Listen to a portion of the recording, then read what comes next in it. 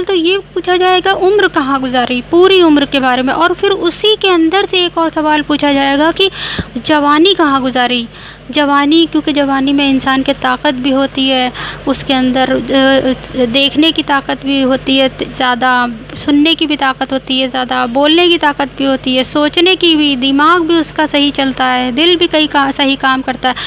تو اللہ تعالیٰ کی دی ہوئی ان نعمتوں کا ہم نے کیا استعمال کیا؟ ہم نے جوانی جو تھی اللہ کی دی ہوئی ایک نعمت تھی، ہم نے اس کو صحیح جگہ لگایا کہ گناہوں میں اس کو گزار دیا؟ تو عمر کا سوال تو ہوگا ہی ہوگا، اس کے اندر سے ایک اور سوال جوانی کا الگ سے پوچھا جائے گا، دوسرا سوال کہ جوانی کہاں گزاری۔ مال کے بارے میں پوچھا جائے گا، مال کہاں کمایا اور کہاں خرچ کیا۔ تو جس حدیث سے پتہ چلتا ہے کہ جس طرح موت انسان کو ڈھونڈتی ہے، تلاشتی ہے اور اس کو جو ہے لے کے جاتی ہے ہر حال میں، اسی طرح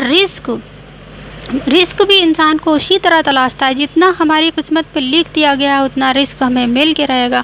لیکن یہ اللہ کی طرف سے آزمائش ہے کہ اللہ تعالیٰ دیکھنا چاہتے ہیں میرا بندہ حلال طریقے سے کماتا ہے کہ حرام طریقے سے کماتا ہے۔ تو بہت سارے لوگ لا علمی میں مسلمان ہیں اور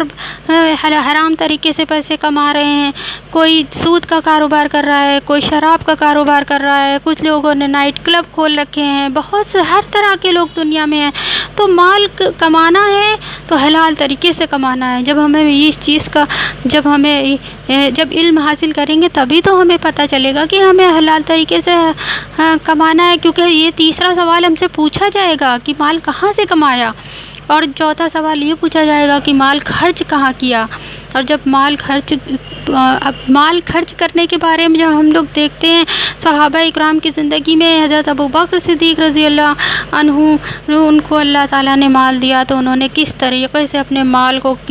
صحیح جگہ پہ خرچ کیا، دین کے راستے پہ اور لوگوں کی بھلائی کے لیے۔ انہوں نے اس مال کے ذریعے اپنی آخرت بنا لی، دنیا بھی بنائی، آخرت بھی بنائی۔ حضرت